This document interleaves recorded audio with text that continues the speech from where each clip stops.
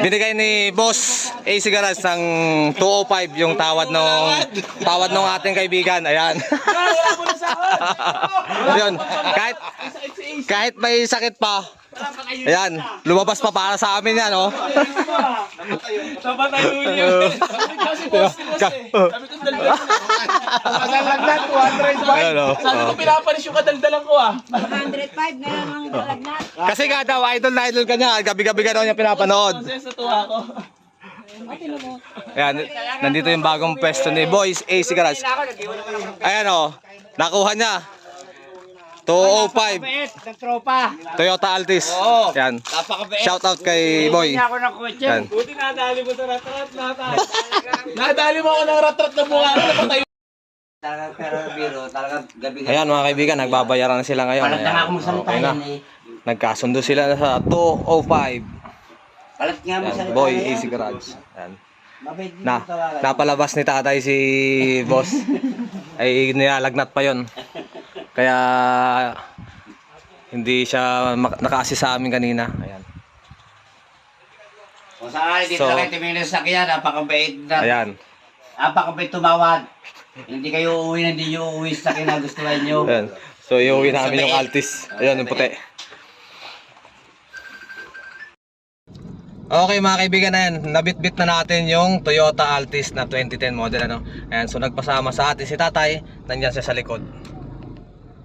Ayan, nandyan siya sa likod, sumusunod sa atin. Pinuntahan tayo sa bahay para samahan natin siya tumingin ng sasakyan. First car niya kasi to. Gusto niya daw bumili ng sasakyan kay Boy AC Garage. Ayan, shout out Boy AC Garage. Maraming salamat sa mabilis na transaction, ano. Okay, so kung may naninira man sa'yo or kung may kinagagalit man sa'yo, dito tayo, no? Diretso? Okay.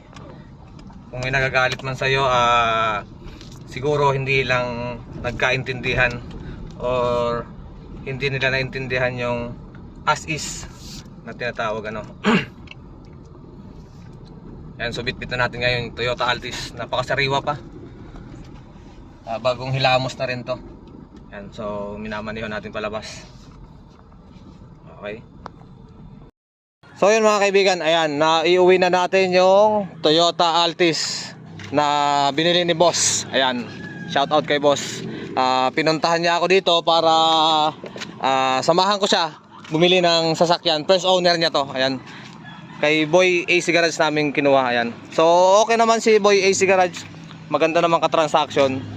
Wala naman akong nakitang problema. Ayun, shout out sa iyo Boy AC Garage.